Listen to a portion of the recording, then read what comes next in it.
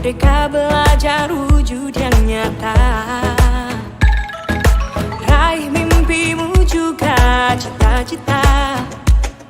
Generasi emas Indonesia.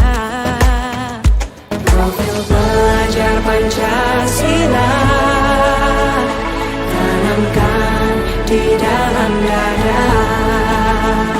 Profil belajar Pancasila, cerdas berkarakter itu kita.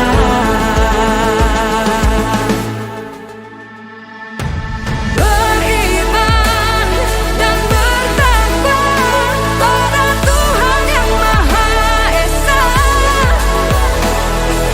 Berakhlak mulia, berkebinekaan global kita. Gotong royong, berjiwa mandiri, berpikir kreatif dan bernalar kritis. Perbedaan bukan suatu halangan untuk kita saling bergandeng tangan. Bhinneka Tunggal Ika, semboyan negeri kita yang harus kita jaga bersama. Profil belajar Pancasila. Assalamualaikum warahmatullahi wabarakatuh. Waalaikumsalam warahmatullahi wabarakatuh. Maaf mengganggu waktunya Bapak. Ya, Izin waktunya sebentar. Jika berkenan saya ingin melakukan diskusi bersama Bapak dalam rangka pembentukan aksi nyata di PMK mengenai transisi PAUD-SD. transisi podcast. Ya, boleh silakan. Alhamdulillah kalau untuk saat ini baik. Alhamdulillah sehat. Pertanyaan, apakah melalui PPDB dapat menunjukkan kebutuhan peserta didik? Tentu karena dalam proses penerimaan peserta didik atau yang kita sebut dengan PPDB penting bagi pihak sekolah, terutama guru kelas 1, untuk mengenal dan memahami kebutuhan peserta didik. Terus ketika peserta didik melakukan pendaftaran, seorang guru atau dalam halnya dalam guru kelas 1 harus betul-betul mengenal baik itu karakteristik, karena nanti untuk pemetaan kebutuhan peserta didik dibutuhkan guru dalam mengenal bagaimana karakter peserta didik. Kemudian sebagai seorang guru atau pihak sekolah, Bapak sebagai kepala sekolah yang terlibat di dalam PPDB, kita memiliki tanggung jawab untuk memastikan bahwa setiap peserta didik itu mendapat lingkungan pembelajaran yang sesuai dengan kebutuhan mereka. Karena ketika mereka transisi dari PAUD ke SD, yang pertama kita lakukan sebagai pihak sekolah adalah comfort zone atau zona nyamannya, sehingga mereka tidak jadi rewel sama mamanya harus diantar ke kelas, mama harus stay di kelas gitu ya. Jadi pertama-tama untuk mengenal kebutuhan peserta didik itu kita perlu mengumpulkan informasi yang relevan selama proses pendaftaran dari orang tua.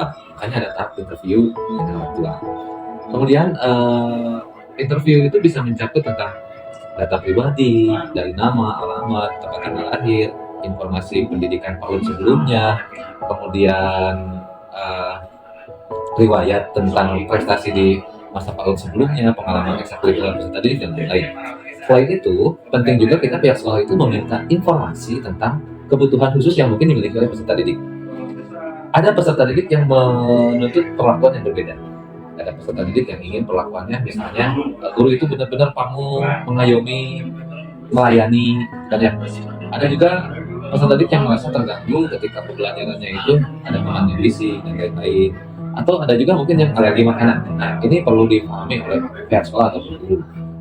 Setelah mengumpulkan informasi ini, langkah berikutnya itu menganalisis data. Dalam hal ini sebagai guru atau pihak sekolah, kita dapat bekerja sama dengan tim PPDB atau tim seleksi sekolah untuk memahami profil peserta didik yang terdaftar. Jadi PPDB ini betul dapat mengenal kebutuhan peserta didik. Jadi peserta didik maunya apa, kemudian kebutuhannya apa. Di PPDB inilah kita mengenal peserta didik itu mau nanti diberlakukan seperti apa, kemudian pemenuhan kebutuhannya itu seperti apa sekarang. Seperti itu. Terima kasih Pak. Untuk yang kedua, apa dampak melakukan tes calistung kepada anak di masa PPDB? Ya, tes calistung, dampaknya Iya. ya. Dampak tes calistung itu, jadi satu, anak dipaksa memahami calistung di usia dini. Ya, hal tersebut itu tidak menyenangkan. Makanya kenapa ada paradigma negatif tentang matematika yang harimau sangat menyenangkan, karena di awal-awal sudah ada kesalahan untuk masuk ke SD, gitu kan ya.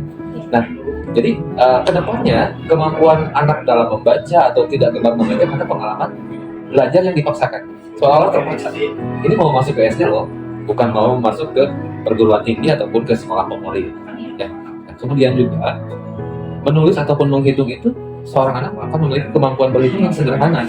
Apalagi di SD kan tidak di PAUD sebelumnya kan tidak dituntut untuk calistung, tapi pembelajaran yang menyenangkan, learning, fun learning seperti itu kan, seperti menggambar dan lain-lain.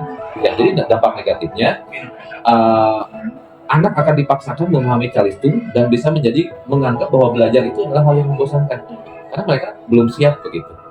Lebih lanjut bahwa keterampilan anak dalam calistung itu bukan standar kecerdasan. Karena kecerdasan yang seperti kita katakan ada kecerdasan emosional, ada kecerdasan matematik dan lain-lain. Jadi calistung bukan menjadi dasar untuk kemampuan kecerdasan anak. Nah, jadi anak akan merasa terpaksa, anak akan merasa bahwa pembelajaran itu nanti kedepannya juga akan membosankan. Karena kesan pertama anak sebelum masuk ke SD aja sudah dihadapkan dengan tes, baca, tulis, dan berhitung.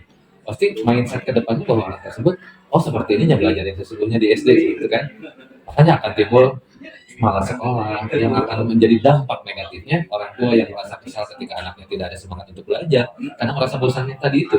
Kemudian juga dihadapkan dengan calistung, tidak semua anak di usia 7 tahun masuk periode SD sudah memahami apa itu calistung. Jadi dampak negatifnya sangat besar sekali, termasuk dampak psikologis terhadap anak.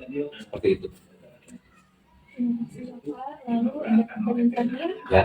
apa alternatif kegiatan selain tes calistung yang dapat mendukung penguatan transisi PAUD SD?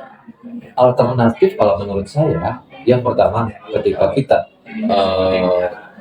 transisi PAUD ke SD, pertama adalah pengalaman pembelajaran yang menyenangkan di awal-awal dalam MPLS, masa pengalaman sekolah.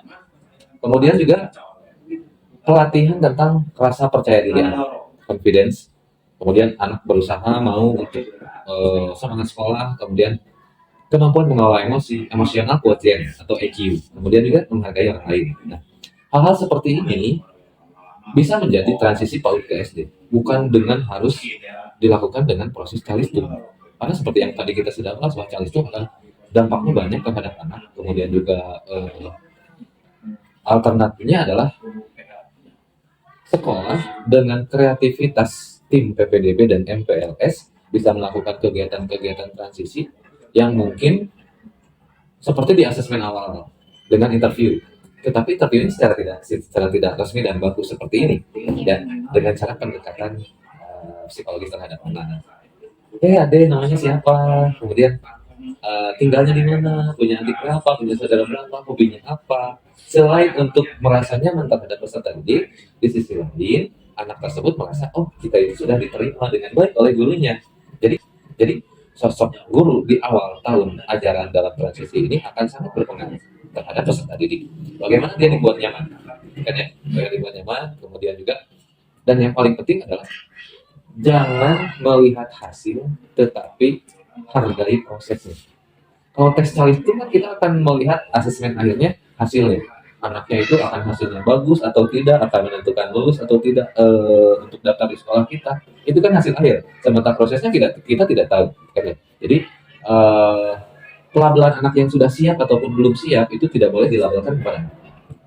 Siap ataupun belum siap, tes calistung tidak harus ditiadakan sesuai dengan permen yang sudah dikeluarkan oleh Bapak Menteri Nadiem Makarim.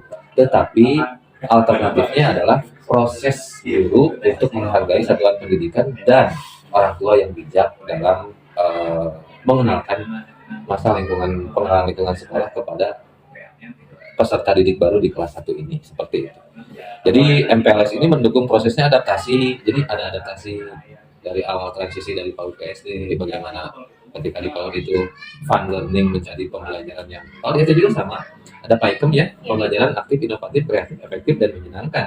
Nah, jadi di sini peran guru akan sangat penting untuk mempengaruhi motivasi belajar anak. Ya, seperti itu yang bisa saya paparkan, dan mudah-mudahan dari hasil interview ini bisa ditindaklanjuti pihak sekolah ataupun tim PPDB dan DPS. Barangkali ada pertanyaan lagi? Terima kasih Bapak sudah cukup mendengarkan saya, dan saya terima kasih sudah berkenan berdiskusi dengan saya, Ya. sudah meluangkan waktu untuk saya wawancarai.